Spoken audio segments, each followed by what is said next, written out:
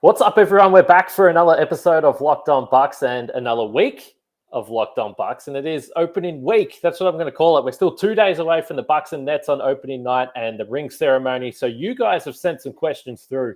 We're answering some of the biggest questions still about the Bucks after preseason, heading into the regular season. You guys have provided some good stuff, so we're going to jump into it. Let's get started.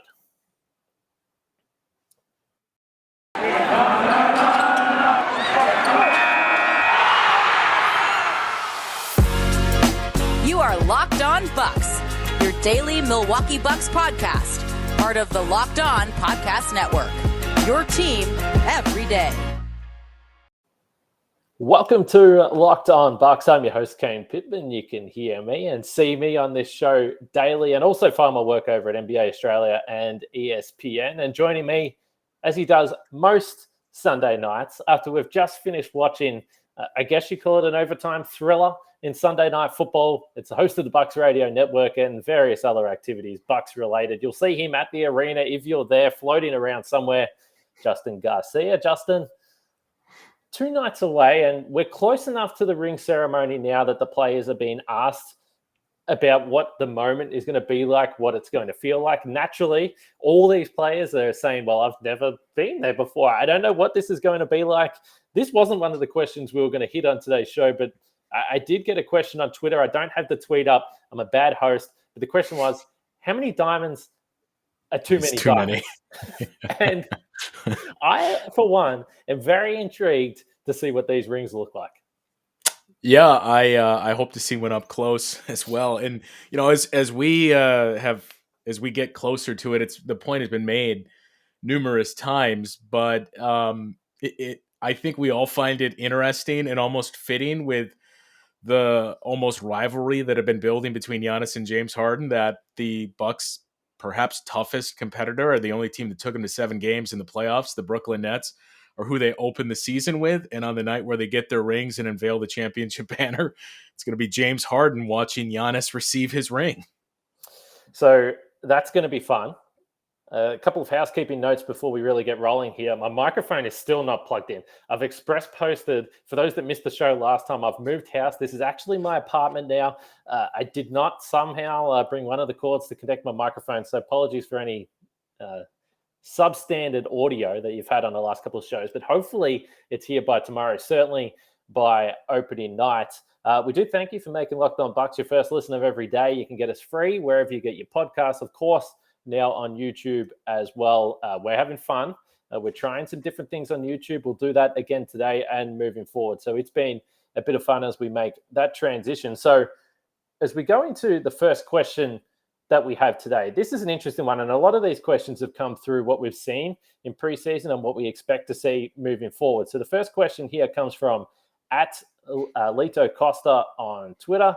And I've shortened this a little bit, but the premise of the question was, what's up with the three-point shooting? Now, we saw last year, and it wasn't a new trend. We've seen this with the Bucks the last couple of seasons, that their three-point shooting has really dropped off once they've got to the postseason. So some numbers here. In the regular season last year, 38.9%. In the postseason, that dropped down to 35%, but that came up a little bit later on in the playoffs. So most of the postseason, that was around the 30% mark. And there was some stats. I know I was listening to a podcast, I remember back during the postseason, Kevin Pelton was saying how rare it was for a team to even make the NBA Finals with how terrible the three-point shooting was. They got it up to 35%. As I said, in the preseason, they're at 35.8%, so a little bit better than that. Obviously, some guys have missed some shots. Obviously, there's going to be some rust there. But the preseason, similar to the postseason, is such a small sample size. Now, I don't want to bundle those two together, because I think we often point to luck, and luck is certainly an element of the struggles of the three-point shooting in the postseason. But by the same token, I'm not going to compare the pressure of preseason basketball with the pressure of postseason basketball. There's a different element to that when it comes to the playoffs. Is there any concern with you in terms of the three-point shooting with this team, or anything that stands out as we move into the regular season here? I'm not overly concerned. I mean, I feel like based off what we've seen, I think especially in the playoff run that you outlined and what we've seen from this team seemingly forever, but especially the last 5 or so years in trips to the playoffs. You've just grown accustomed to, for whatever reason, once the calendar flips to May and June, this team just struggles to shoot from the outside. I know it seems like this is something we've said in each of the last few seasons, but I feel more confident this year with some of the shooters on the roster than I have in any of the previous years. I mean, I think Grayson Allen is going to be a huge upgrade there, and he's comparable, I guess, to Brent Forbes. I would trust Grayson Allen a little more just because he's been in those spots in the playoffs, albeit just one round, but he's been in those spots. And he's a guy that you don't have the same concerns with as you did with Brent Forbes. And that kind of took away some of the shooting. Jordan Nwora, as we've seen him shoot throughout the preseason, and if he can carve out a role, that's some more shooting that you have. And we haven't seen Bobby Portis this preseason. So I think between that, you had touched on this a couple of weeks ago. None of us anticipate George Hill to be a near 50% three-point shooter this year, but if he can be close to 40%, you'll take that too. So I think they've assembled more guys that you can at least play in stretches in the playoffs that you trust their shooting. It's interesting. I always come back to the conversation we had with John Horst, Bucks GM John Horst, prior to last season. And he said one of the main goals for the team was to acquire shooting, but not just shooting that translated to the postseason. Now, I think the problem with some of the guys that they acquired, as you already pointed to, is their playability. I don't know, is playability a word? Their playability in the postseason was perhaps limited in some instances, certainly what we saw with Bryn Forbes. So I think your point about Grayson Allen is relevant. And just looking at some of these percentages we have from the preseason here. So Chris Middleton was 83%. I think it's fair to say that he's not going to stick at 83% during the season. That would be my guess. That's my strong guess with Chris Middleton. Grayson Allen was 45% though. Again, if he's a 45% shooter for the whole regular season, then you're very, very happy. But we do hope that he's going to be a 40+% shooter. Drew Holiday was up at 42%. Pat Connaughton around 34. That's around average. So the point being that because it's such a small sample, the percentages are so loud. They're so noisy. I mean, we saw George Hill didn't even make a three. He was putting up 2.7 a game. So I don't read too much into the shooting from preseason. For me, when I look at where the room for improvement, obviously Allen is one guy. Perhaps you play Jordan Nwora and maybe he's in the rotation and you have another guy that will knock down some shots. But honestly, I think it could be as simple as Drew Holiday not stinking with his jump shot. Now, he did so much else that it's totally fine. He was obviously a major, major player in what the Bucks were able to achieve. There's no doubt about that. And to his credit, he stood up in some big moments throughout the playoffs. But during the regular season last year, Drew was 50% from the field, 39% from three, and 79% from the free throw line. I mean, he was incredibly efficient, but that 39% from three in the regular season dropped down to 30% in the postseason. Now, again, he hit some big threes. There's no doubt about that. But for the most of it, he looked like a guy that had no confidence whatsoever in his jump shot. And so to me, when I look at where there's room for improvement for this team in the playoffs, Drew Holiday shooting to his averages or close to his averages, that's going to be a massive boost. Yeah, and I think kind of to that point, one of the things to keep an eye on too is what version of Brook Lopez do we see this year and how is he utilized? That he had a bounce back year in terms of shooting last year. In the playoffs, I think he was still around like 32% on threes, but we saw him much more effective closer to the basket. So do we see more of that this year, or do we see more of a mixture where Brook Lopez, maybe he is just a 34% three-point shooter from here on out, which is better than 30s and below, which he was 2 years ago. But the version of Brook Lopez that we see could swing a lot of that too. All right, we got plenty of questions still to get to here, and one of them is going to be interesting. And I'm going to give you a little bit of time here to think about this because I am sort of putting you in the spotlight here without warning, which is a little bit unfair. So the question is going to be related to what the Bucks can improve on this season or focus on this season. So what might we be talking about on this show a lot this year? Last year, obviously on offense, it was utilizing the dunker spot. On defense, it was switching and trying some different things. So that's the question we have coming up. Before that, I want to talk about Prize Picks. If you're an NBA fanatic, you probably need to know about Prize Picks. Prize Picks has the best NBA DFS prop game on the market. Prize Picks offers more NBA props than any other DFS prop operator and offers all the superstar players as well as bench players, only recording a handful of minutes each game. So you might want to bet or take a look at one of the role plays. You can do that with Prize Picks. So you pick 2 to 5 players and then over and under on their projections, and you can win up to 10 times any entry, and it's just you versus the projected numbers. All of your users that deposit and use your promo code will receive a 100% instant deposit match up to $100. So if you want to get involved with that deal, all you have to do is use the promo code NBA. So don't hesitate. Check out prizepicks.com and use promo code NBA, or go to your app store and download the app today. Prize Picks is daily fantasy made easy. And then we all know this situation. This is familiar to pretty much anyone that watches sports. You've been here before. You've got one device that lets you catch the game live, another that lets you stream your favorite shows. You're watching sports highlights on your phone, and you've got your neighbor's best friends log in for the good stuff. Well, I want to tell you about a simple way to get all that entertainment you love without the hassle, and a great way to finally get your TV together. It's called DirecTV Stream, and it brings you live and on-demand favorites together like never before, so you can watch your favorite sports, movies, and shows all in the one place. That means no more juggling remotes and no need to buy another device ever again. And the best part, there's no annual contract. So get rid of the clutter and the confusion and get your TV together with DirecTV Stream. You can learn more at directtv.com. That's directtv.com. Compatible device required. Content varies by package. So as we get going here, again, Justin, the question that I teased, and maybe you've had a minute or two here to think about it, comes from @CullyFan12. What can the Bucks work on similar to the dunker spot or switching defense last season? So last year, a big theme of the regular season, and there was panic left, right, and center. The Bucks weren't winning as many games as what they had in the past. I think a constant theme coming from this show is, maybe they didn't win this game, but have a look that they did this, or have a look that they tried that. It's not perfected.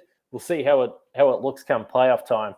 Is there anything that you look at this team this year, or perhaps something that you've seen in the preseason that stands out to you that might be a talking point this year or something to watch moving forward? Well, I think, first and foremost, I'm still not very sure how this team's going to approach the regular season, which I think last year a lot of us assumed they would take the approach that we ended up seeing, where you had so many new pieces. 50% of the roster is players that weren't there before. You were working in Drew Holiday and Bobby Portis, and a lot of key contributors were new guys.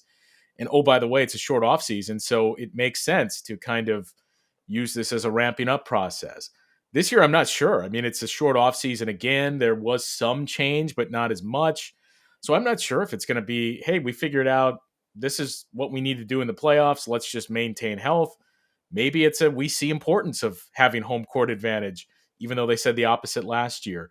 So I'm not really sure about that. And that, I guess, could tie into the answer. But, the dunker spot was so huge and it was a talking point. And Eric wrote several stories on that last year where everybody dunker spot became part of the vernacular. And maybe you didn't know what it was before.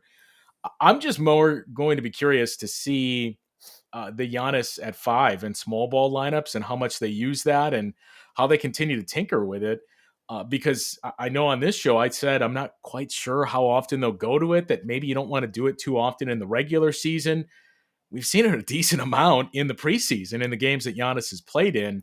And if you just look at some of the lineups they used last year with Giannis at the 5, they didn't do it a whole lot in the regular season, but some of the lineups, for me especially, when they essentially played what you have the option to do this year, with no PJ Tucker out there with him, no Bobby Portis out there with him, and the one lineup that stood out to me the most was Giannis and Chris, Dante, Drew Holiday, and Bryn Forbes, because once this team is fully healthy, we assume Grayson Allen is going to be replacing Bryn Forbes in that role, and Dante DiVincenzo will be back.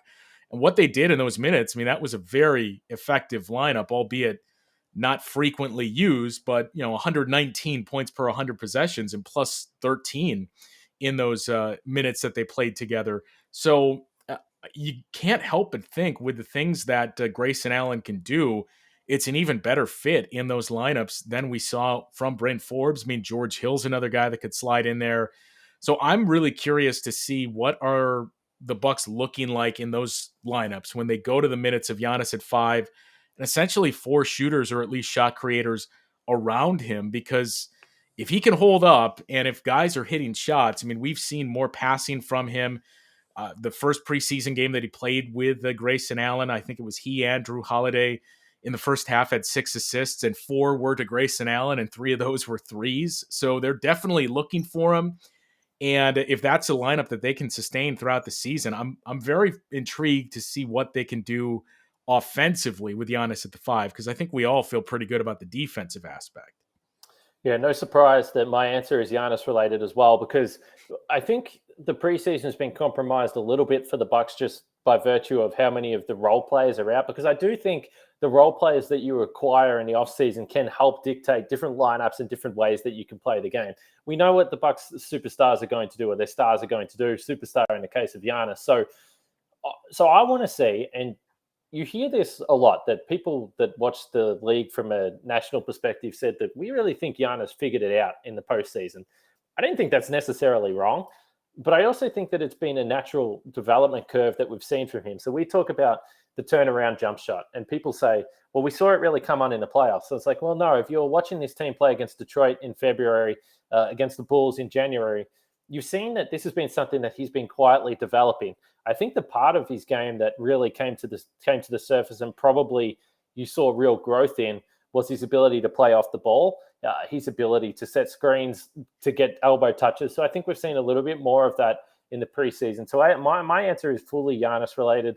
I want to see how they utilize him, how comfortable he is playing with Drew Holiday and Chris Middleton as those 3 stars now that they've had 12 months in. So a lot of people look at the Bucks and say, well, they got the same team.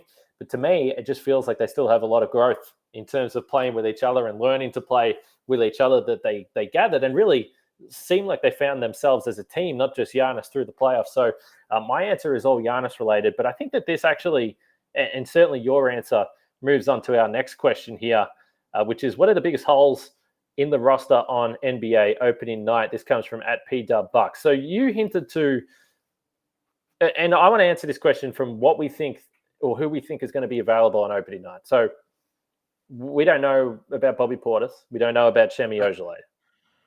I believe we were told they will not play on Tuesday. Yeah. So there you go. So the status, I guess, of them that pair moving forward is kind of unknown. So when I originally asked Mike Budenholzer about playing small, and he gave that answer that everyone got really excited about, he's like, yeah, we're going to use it a little bit more. I'm not going to say that he's backpedaled, but I'm just going to say that he's answered it differently in the days after that. And he said, well, we've gone to it in the preseason because we've kind of had to. Yeah. And he's not wrong. When you don't have Bobby Portis out there, who is essentially your backup big, so you could say the 4 or the 5, whatever, he's your backup big, then you don't have Semi Ojeleye, who they've hinted to the fact that they think that he can play in small ball lineups. We'll see. We're not sure about that. We're not sure how that fit's going to go. So then you've been left with Mamukelashvili. And it's no disrespect to him. I thought he was fantastic in that game in Brooklyn in particular, when he was playing by himself with the role players. But I think we also saw, and we've seen it with Jordan Nwora in the past, that it's challenging when you put him in with the starters, because then all of a sudden his role, his touches, everything changes. So if you're asking me what the biggest hole in the roster is, and this was the question was asked more from the whole season, but I just wanted to talk about the opening section of the season first of all here, because there's no question. I mean, you just look at it, and if Mamukelashvili is the first big off the bench against Brooklyn on opening night, then it's very obvious. That's where right now the weakness is, and that's absolutely no disrespect to him, but he's a rookie and probably not what the Bucks were hoping or planning for coming into the season. Yeah, I mean, it's a no-brainer that the obvious answer is the biggest hole that they have on opening night, literally, is going to be in the front court. That if those 2 guys are out, that's huge, because Mamu, not that any of us are expecting him to be a reliable, dependable, he's in the rotation immediately type of guy. But I think you saw he started great in the preseason. That Brooklyn game, a homecoming game for him, his best game of the preseason. He still did all the little things that Bud loves and raves about, of making winning plays without scoring the basketball. He did that throughout the preseason, but I think we saw it caught up to him and a little bit of a drop off as the preseason went on. So if you have to turn to Mamu in the season opener, that's a tough ask, to say the least, when you look at the Nets front court that you're talking about. Oh, by the way, you're going to be out there on the court with, Kevin Durant, who may be the best, if not one of the 2 or 3 best players in the league right now. Blake Griffin, you're going to be responsible for, LaMarcus Aldridge and Paul Millsap that they brought in. So it's a tough ask for Mamu, even if we're talking about 6 minutes that you're throwing him out there into the fire. So it's going to be interesting to see that first week, and I guess then some, because to me the biggest question mark with all of that is Bobby Portis, because hamstrings can linger. So are they just being as cautious as possible with him, so this isn't something that lingers for a couple of months or is a season-long issue that keeps popping up? Is this more serious than was let on? I mean, I know Bud's answers today at practice made it seem like no, that they were just being cautious, but still, we've talked about this all throughout the offseason. The one thing you would point to is you feel good with the guys that are on there, but you're not super deep in the front court. So what happens if Bobby Portis goes down, or what happens if Brook Lopez goes down? It's game 1, and we're seeing it looks like 2 of the big pieces, or at least one big piece in that front court, and Bobby Portis and then the newcomer in Semi Ojeleye, looks like they're not going to be available. So then you have to ask a lot of Giannis and Brook Lopez in this matchup. Yeah, no question. And like I always say, soft tissue injuries are concerning and they can linger. And this, I don't know, people will draw their conclusions to a short and off season. We know the Lakers last year had their injury concerns, and they certainly weren't shy about making it an excuse, shall we say. So, yeah, we'll see how it pans out for the Bucks. And the only thing that I could recommend with these soft tissue injuries is that the guys definitely eat their Built Bar.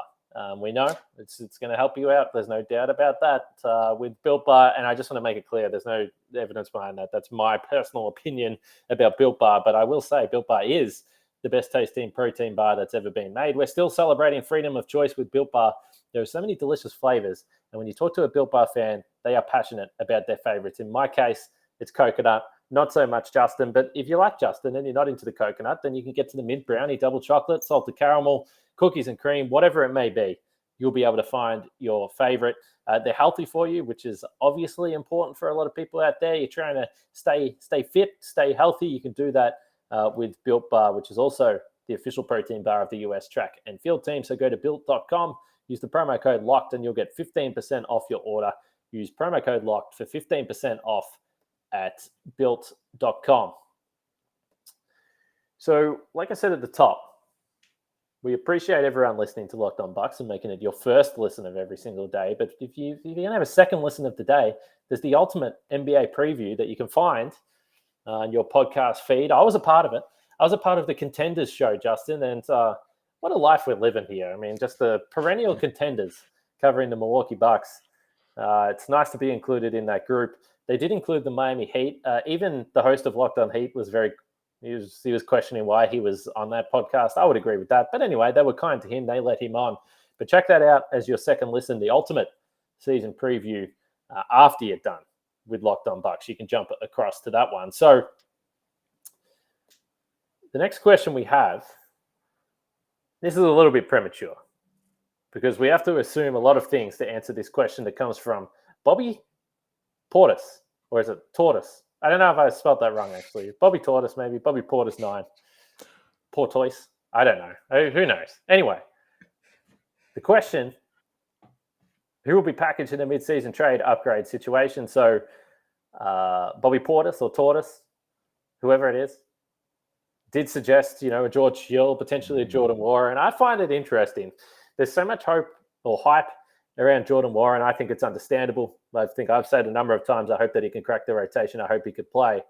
But I have started in my mentions a little bit to get people saying, oh, man, he could be a nice trade piece. And it's kind of funny because it's like, well, we haven't even really seen this guy play. Let's just see what we can get from him when he plays. Because it's fine in theory to say that you have this trade value. And of course, if a player has trade value, it's better for the Bucks. It means they're playing good basketball. But if Jordan Warren is a player that's in your rotation, we wanted to keep that man around. So we'll wait and see what happens there. The George Hill stuff is interesting. I think there's been a big reaction to, some scratchy play in the preseason. We'll see. I think we saw last year that the Bucks would have loved to have had a solid backup point guard. So I still feel fine about the Hill addition. We had some news today. The Bucks basically over the last couple of days have cut everyone that we thought they were going to cut. So they have 14 guys going into the regular season. Justin Robertson and Mamu Kalashvili, the two ways as well. So 16 guys, still an open roster spot. I'm not anticipating they're going to fill that spot. They'll leave it open until the buyout market later in the season. Maybe there is a trade. I think for the most part, that was pretty predictable. Yeah, not surprised by that. So they do have the open roster spot. I mean, I guess it's the what you don't want to hear in a non-answer, non-committal to the question, but it is tough to answer. I don't. I think it's more likely that they would be adding somebody via a buyout than a trade, and the Jordan Nwora thing too. It's funny because we talk about all the hype surrounding Jordan Nwora, as you pointed to, and the excitement of, oh, look at what he can do, and then that quickly turns to this could be a great trade asset. Well, if you're the Bucks, you look at a salary that's nearing $160 million. You're already well into the luxury tax. You're going to be there for the foreseeable future with the contracts you've given to Giannis and Chris and Drew Holiday. You have decisions to make on both Dante DiVincenzo and Grayson Allen this offseason, and it's likely it's one of those two guys, and whoever plays best or fits best is getting extended by this team. I think the point being, I don't think it makes a whole lot of sense to use Jordan Nwora as a trade chip because you're getting very expensive. You're going to need, and we've talked about this for over a year now, you're going to need to find guys in those late first round, second round picks that can become developmental pieces here and rotational guys. And you're going to have to hit it on the margins. Maybe you've done that with Jordan Nwora. Maybe eventually you do that with Sandro Mamukelashvili. So I don't see either of them, Jordan Nwora especially, getting moved because he's cheap. You still control him for a couple more years, and it's a very expensive roster. You're in the tax, and maybe other guys are going to be going in the offseason. So I'd be surprised if that happened unless somebody pops up as available that we didn't really see. Plus, oh, by the way, Jordan Nwora, I mean, we can talk about the value that he may have, but it's a $1.5 million contract. So what we're talking about adding in a trade, I mean, Jordan Nwora straight up is not going to get it done. If you package him with somebody else, still that's somebody else that I think you'd need on this team. So I don't really see anybody moved off the roster. I think it's much more likely that it's just through the buyout market that they do something.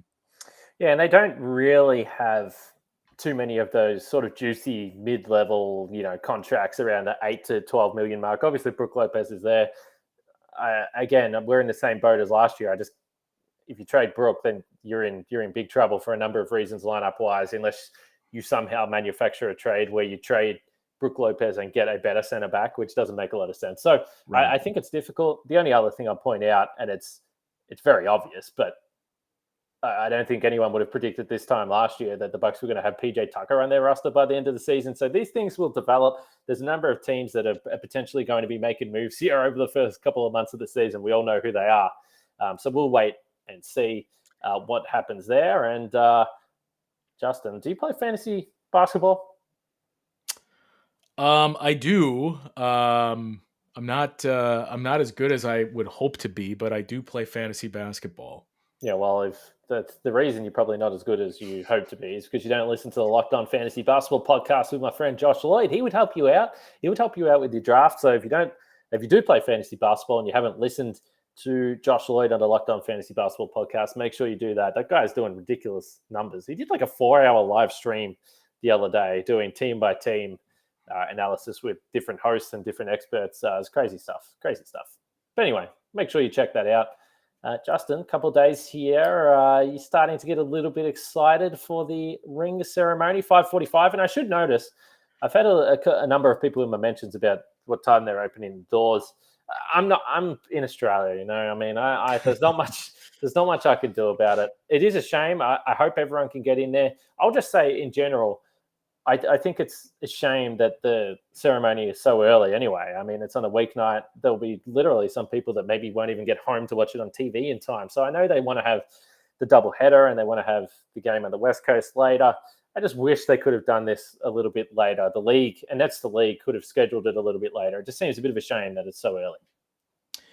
Yeah, and to be honest, I'm not sure what time the doors are open, and I know it's always been 90 minutes prior to tip-off. I haven't seen anything, but it did seem like in the 2 preseason games that was changed, and it looked like fans were coming in a little later, so I don't know if it's 60 minutes.